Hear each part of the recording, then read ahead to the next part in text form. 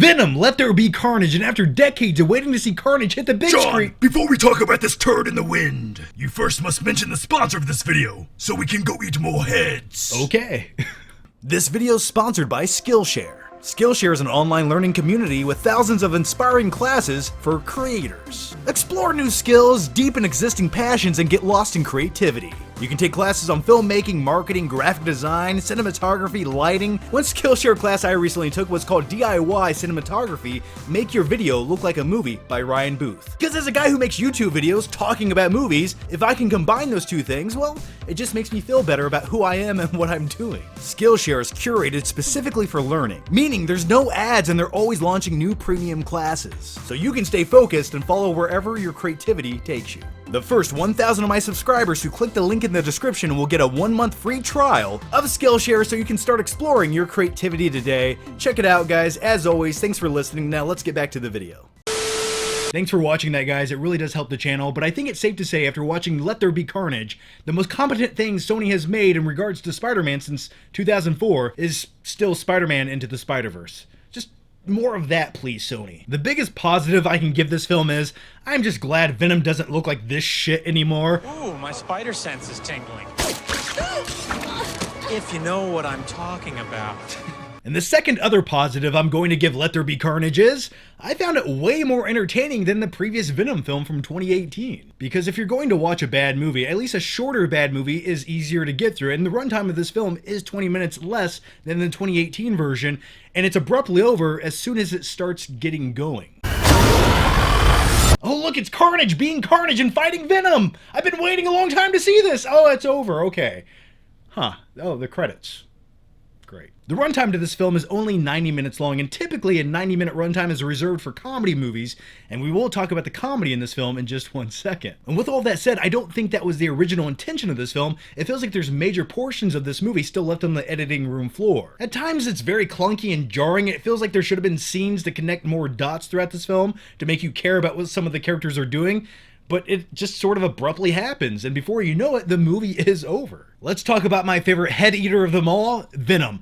And I'm just glad Venom looks like Venom. I like the character of Venom. I like some of his quippy one-liners. I like the banter and the odd couple relationship between him and Eddie Brock, played by Tom Hardy, who's also my man crush. Ever since I watched Warrior, I was like, I need to go work out right now. Hey, Mrs. Chan, what is this, a virus or something? No, it's just Sony crapping up PG-13 films when they should be rated R to give fans what they truly want to see. But let's talk more about Tom Hardy as Eddie Brock. His character is an investigative journalist who comes across like a guy who doesn't want to be an investigative journalist at all. He just comes across like a dude who would rather be a bartender or something. It just doesn't ever seem like his character is competent enough to ever figure out any of these mysteries. They're sort of just handed to him, or it's contrived, or he just accidentally comes across it, or at one point in this film, the major plot point is actually unveiled the mystery by Venom himself. Eddie Brock is just sort of lucky that Venom did his job for him. And as far as the comedy of this film goes, they really push that odd couple relationship between Eddie Brock and Venom throughout this film, but I did enjoy one scene where Venom is cooking Eddie breakfast. I'm like, oh, I wish I had a symbiote infection that could make me eggs and bacon in the morning.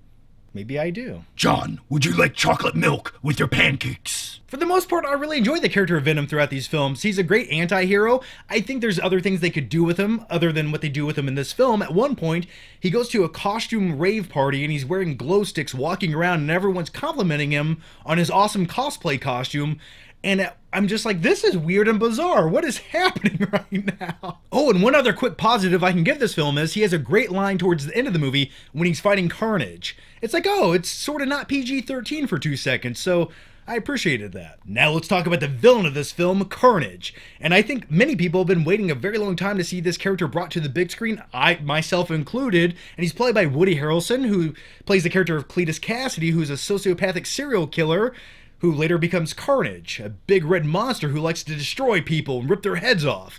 And it's a good thing we put all that into a PG-13 movie, because it just lends itself perfectly. Once again, good job, Sony. When it comes to Woody Harrelson as Carnage, once again, I love him as an actor. I don't think he was terribly miscast in this film. I don't think he would have been my first choice.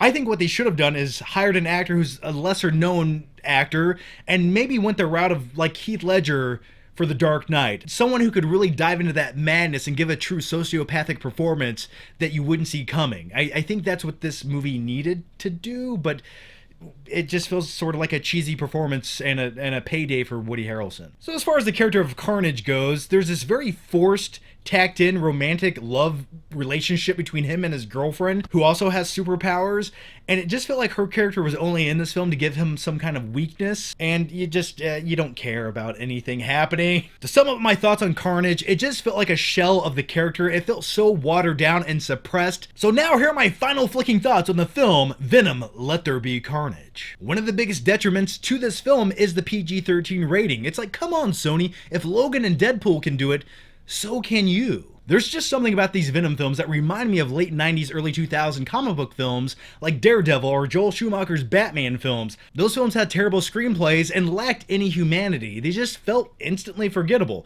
I mean, don't get me wrong, I still remember Batman and Robin, but for all the wrong reasons. Because we live in a time where comic book films have transcended into something else. They've become great films. Not just comic book movies, but great films. Movies like Logan, The Dark Knight, Infinity War, Endgame. And then you have Venom.